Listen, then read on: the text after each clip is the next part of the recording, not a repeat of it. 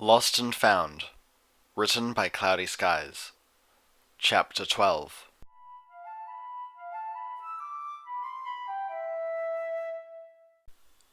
Do you want to talk about it? Applejack furrowed her brow as she dropped the last of the apples into the one of her saddlebags that had survived the trip so far. Fluttershy had filled hers with flowers and grasses. Her loss. "We've talked about lots of things," she replied. "Gonna have to be a little more specific than that." Oh, I mean, you just said something about your family. Applejack let out a sigh and shook her head. Though she tried to smile at Fluttershy, to tell her it was okay, the Pegasus wasn't half as fragile as most thought, she knew that, but it didn't hurt to prevent misunderstandings. "It's old stuff, Sugar Cube. It'll keep. For now, how about we see about getting inside? Here's hoping we won't have to kick down the doors," she said, though part of her wished for an excuse to make some noise. The place was too quiet. There wasn't even any wind to rustle the leaves. As they had eaten and gathered food, she'd hummed to herself just to keep that awful silence out. It was an unnatural thing, far removed from the tranquility of a well-earned bit of rest by a babbling brook. "Well, there are probably doors at each side," Fluttershy said, fidgeting. "I mean, maybe we can try them all before we start, kicking anything." Applejack laughed, setting off towards the closest door at a trot. "Sure." The doors were as ostentatious as the rest of the spire, set in the polished and painted stone walls of what was the western face of the spire, if Applejack's nose was right. A pair of wooden doors barred their entry only until they drew near. Before Applejack could decide whether to knock or call out, the ancient wood creaked, and the doors opened.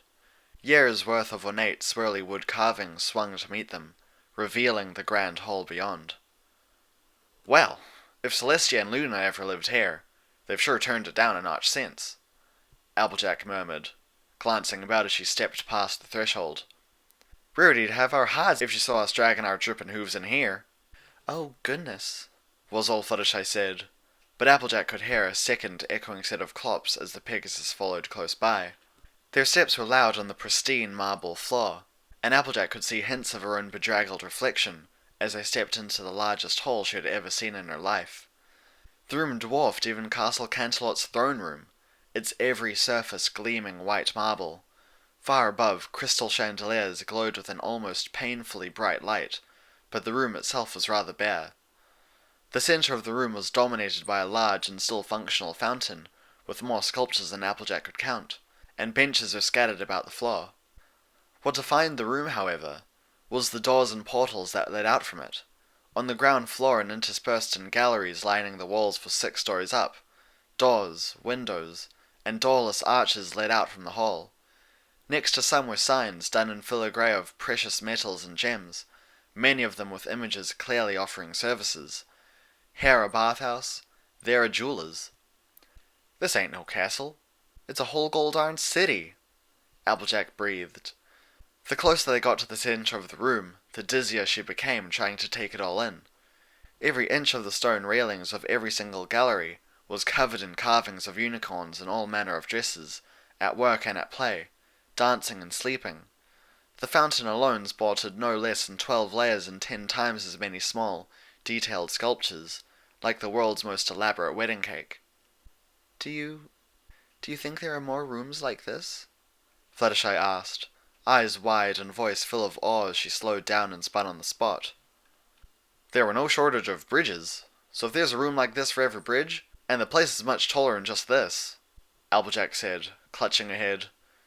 "If this entire thing is hollow, how in the wide world are we going to find out which way Brighthoof went? It's like searching Manhattan for a plumber on a Sunday." "Oh, I didn't think about that," Fluttershy admitted, any joy she might have showed sapped from her in an instant. "Well, no sense in thinking about that right now," Applejack sighed. "How about we just wait with that, until morning, or whatever it'll be after a good night's sleep, huh?" "I guess," Fluttershy murmured. "Maybe we can borrow a bed somewhere. Do you think there are beds? It wouldn't be rude, would it?" Applejack rolled her jaw and scanned the nearest wall. "That's what I was thinking. If it's rude, who's here to tell us? That spooky Castellan feller? He doesn't seem to care much about us." Fluttershy shook her head at that, sharing with her a little smile as she indicated a nearby doorway that stood rather more alone than most. Okay, how about that one? I think those are pillows painted on the sign. Good enough for me. I don't care if it's a furniture shop or a flophouse. Applejack grinned, motioning for her to lead the way. If it was a furniture store of any kind, it was the strangest one Applejack had ever seen. But then, it didn't look like an inn either. Fluttershy was quick to comment that if the unicorns had everything they needed in the spire, and if the city was closed back then too, then they wouldn't have much use for a traveller's tavern. Her words made a lot of sense, but they didn't fully explain the strange place that was something between a bar and a giant living room. Past the threshold, the ponies were greeted by an inviting warmth, and entirely too much time passed as they simply absorbed the entirety of the one large room. The ground floor sported a grand fireplace and many sitting areas plush with pillows, and a broad staircase described an elegant arc up to a gallery above where more pillows waited along with a small bar. There were no other exits, neither rooms nor a proper kitchen offered by the place. I guess this was some sort of common meeting place. A cafe? Applejack suggested, taking a few tentative steps forward. Why the hay is the fireplace burning? It doesn't look like it's burning wood, Fluttershy said, bolder than Applejack this once as she trotted closer with easy steps, leaving a trail of snow melt as she went. At her suggestion, Applejack of course realized she had the right of it. The fireplace was wide and low, but had no shaft, and there was no smoke. A magical fire, then, Applejack said, too thankful by far to even pretend at contempt. Didn't think those were supposed to be hot. Twilight can do it, Fluttershy said, slipping between two rather tall stacks of soft, fluffy pillows to sit at the polished stone floor in front of the dancing flames. She said it's difficult and different, and usually takes a lot of magic. Hate to think what it'd take to keep one burning forever, then, Applejack replied, poking at a red silken pillow as she passed it by. Ain't even dust here. I half expect ponies to pop out of the stonework any moment. No sooner had she said it than did Applejack feel compelled to give the room a second look. The pristine condition of everything, the way things were perfect and neat, it was more than a little creepy, and she had to resist the urge to check up on the little balcony overhead. This didn't feel like a city that had been abandoned due to some great crisis. It was as if every pony had simply decided to leave, or disappeared. Yep, ain't gonna get used to this, Applejack muttered. I wish they would, Fluttershy said. The Pegasus sat completely still, staring into the incandescent oranges and yellows as she thawed, water running from her mane and pooling around the tail that lay flat behind her. Sorry, what's that? Applejack asked, edging closer to the flames and slipping out of her saddlebags to place her precious fruity cargo on a pillow. Fluttershy gave a little squeak and shook her head as if she'd been startled awake, a faint blush in her cheeks. I'm sorry, I just mean I almost wish they would come. Crawling out of the stonework, like you said. Fluttershy puffed out her cheeks and sighed, wringing the worst of the wet out of her mane as she spoke. It's just all so big, and that just makes it even more lonely. That last word was spoken with an infinite weight, and Applejack could only nod as she saw the room in a new light. It must have been a very cozy place indeed when ponies filled the place, talking and laughing and enjoying each other's company. Wonder why time hasn't touched this place. Doubt there's magic strong enough for that, Applejack mused. Maybe time forgot too, Fluttershy said, sounding unusually morose. Applejack snorted at the thought and shook her head. She couldn't think of what to say to that anyway. It was bordering on the philosophical, and she didn't want much to go there. Not now. For a while she merely sat there, relishing feeling warm again. Not much tired either? Applejack finally asked. She wasn't quite sure how much time had passed in the unchanging light of the room's single chandelier and the fireplace both. It was hard to tell. Their breathing and the steadily slowing drip of water from their manes was the only noise in the room. Though they had both eaten and drunk their fill, the idea of sleep didn't feel quite right, and Fluttershy apparently shared that thought. Her only reply was a wan smile, and she didn't even look up to meet Applejack's gaze. Didn't mean what I said, Applejack muttered. I know. It's okay, Fluttershy said, lying down to rest her head on her forelegs. About, well, you not wanting to get home and stuff, Applejack added. I know. You already said so, Fluttershy repeated, smiling up at Applejack. The warmth was seeping into her, the final piece to something that slowly approached contentedness. Gone were all the dangers, and the fear for Applejack's life and her own, too. She was still worried and scared. They didn't know what they would find here in the Dreamspire. Worse than that, they didn't know if they would find anything at all. But gone were the good excuses to put off the real questions, and the answers that weren't. I could have told them, Fluttershy said. The orange mare raised a brow and tilted her head, but a mere second later a look of dawning comprehension crossed her face. Your parents? She replied. About Dash? Fluttershy nodded and grabbed a nearby pillow. She was dry enough by now that she wouldn't ruin it, she figured, and dragged it over to sit on. You're right. I could have told them at any time.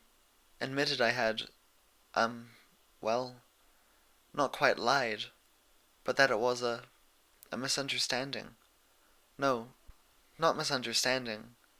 I don't know what to call it, but not that, she said, staring a hole in the floor as she fumbled about for the right word, but there probably wasn't one. I didn't mean to say nothing, Applejack murmured, her voice sympathetic though her words were less sugar-coated. But living a lie for years on end? I'd rather take the sting of admitting I got it wrong, personally. But that's just the thing, Fluttershy said, leaning on her forelegs, a little closer to Applejack. That would be an even bigger lie. The more I thought about it, the more I felt I didn't get it wrong. I mean, And there it was again. That huge lump in her throat, heavy as lead and solid as steel. Fluttershy pressed against it with all her might, until she thought she would burst. She could feel her face heating up, but nothing came of it. You could tell your folks, but that doesn't change what you want if you reckon you fancy Rainbow Dash? Applejack supplied, and Fluttershy nodded at that, slumping.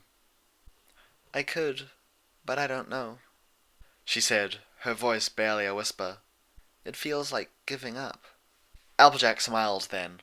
Fluttershy couldn't imagine why, but her friend calmly smiled as she gathered a small pile of pillows for herself, covering up the puddle of water and adding a few more for good measure before she replied. Only one thing I know of that could make somebody as clever as you do something so silly as that. I reckon you really do love her, you strange and sweet little thing, Applejack said, shaking her head from side to side. It ain't really all that weird. Love works like that, don't it? Fluttershy sank down on the pillows until it would yield no more, curling so she could rest her head on her tail. Her eyes fell on a small puddle of water in front of her, where the mirrored flames danced on.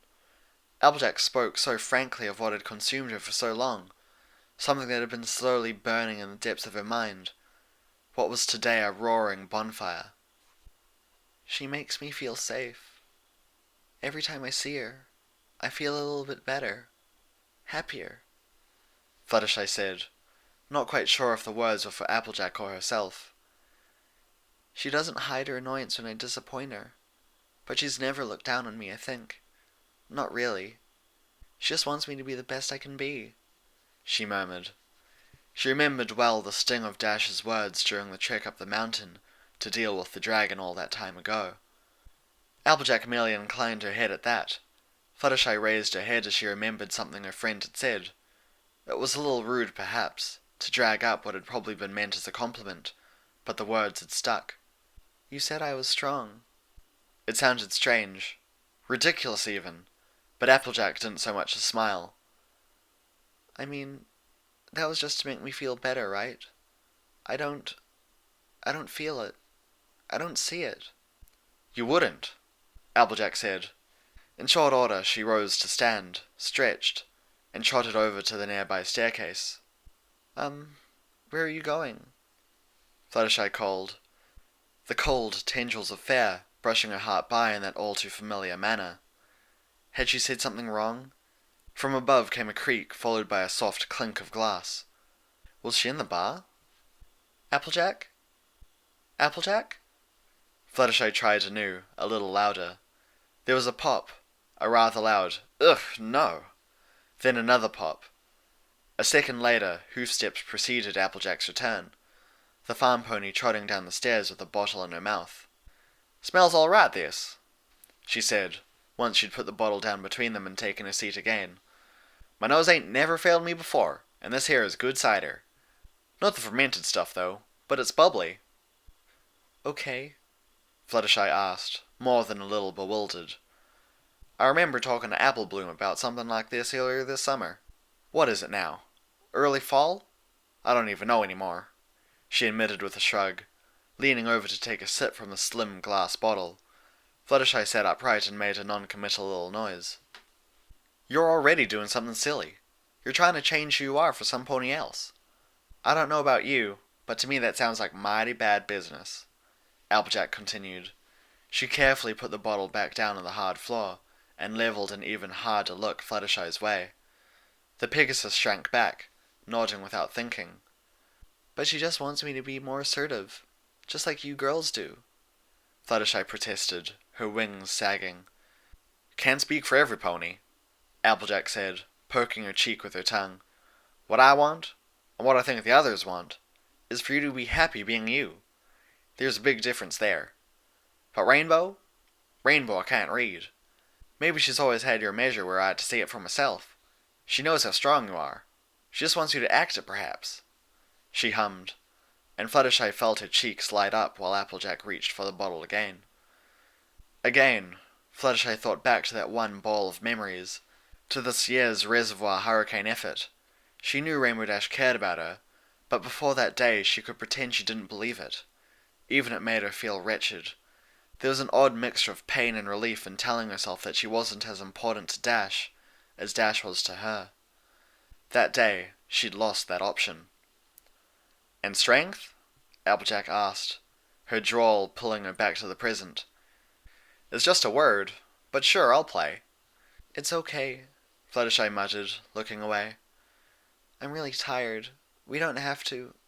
"Oh, no you don't," Applejack snapped, reaching out to poke her on the snout. "You're going to sit very still and listen, and if you want to tell me how I got it all wrong, you do so afterwards. But right now, I'm talking." Fluttershy rubbed her snout and nodded. "I ain't no philosopher, Sugar. Wouldn't want to be. What I do know is that there are many types of strength, and I ain't talking about what gets the apple out of the tree here. Some of us, we're better touting what we can do like it were market day," she said. "Rainbow Dash and me, might be we're better at that than most. Louder, anyway," she added, chewing her tongue and dragging her foreleg across her snout. Fluttershy stifled a giggle, but Applejack merely inched closer until she could put her hoof to Fluttershy's chest, resting it over her heart. Licking her lips, the Pegasus perked her ears. "You'll be the first to tell every pony you're weak, that you have limits. You still give it your best, but you freely admit you have your failings. Well, guess what? We all have weaknesses. Deep down, we're all the same. You step up every time it truly matters. You ain't weak. Might be you're about the shyest pony I ever laid eyes on, yeah," Applejack said, taking a deep breath. "But Sugar, that's who you are. No pony wants to change that. Maybe what you need to do ain't to stop being shy, but to want to be yourself. 'Cause that's what the rest of us want. We want Fluttershy." Fluttershy sniffled and nodded. She wasn't quite sure why her nose was running, but she couldn't seem to stop it. Closing a small gap between herself and Applejack, she pulled her into a hug, resting her head on her withers. "I just don't know if I can tell her," Fluttershy whispered. "If I'm not weak, then why can't I bear the thought of telling her?" Even saying just that was stretching her limits. Her throat tightened as she spoke. "I still don't think she could like me. Not like that." Applejack humphed, a wordless noise that shook her body. "Cart before the pony, Sugar, and we've been through this before. You ain't told her nothing. Don't you dare worry about her part in this. First, we need to get home." "If we do get home," Fluttershy murmured. She could feel Applejack slump and her grip on her slacken. They were the terrible words they both tried to neither think nor speak, their perpetual elephant companion, and she had given it voice, reminded them. Before long, the two ponies were curled up around each other. The place was warm enough even without blankets, and their much-abused cloaks were drying on the floor. But Applejack soon rested her head on Fluttershy's flank, and the Pegasus responded in kind. It took a while before Fluttershy found sleep with all these big thoughts bouncing around in her head. Perhaps she was happier with who she was now. It could be what had sparked all this. She just wished she'd come to that conclusion during a quiet evening in her own cottage, rather than in an abandoned mountain city, who knew how far away from home.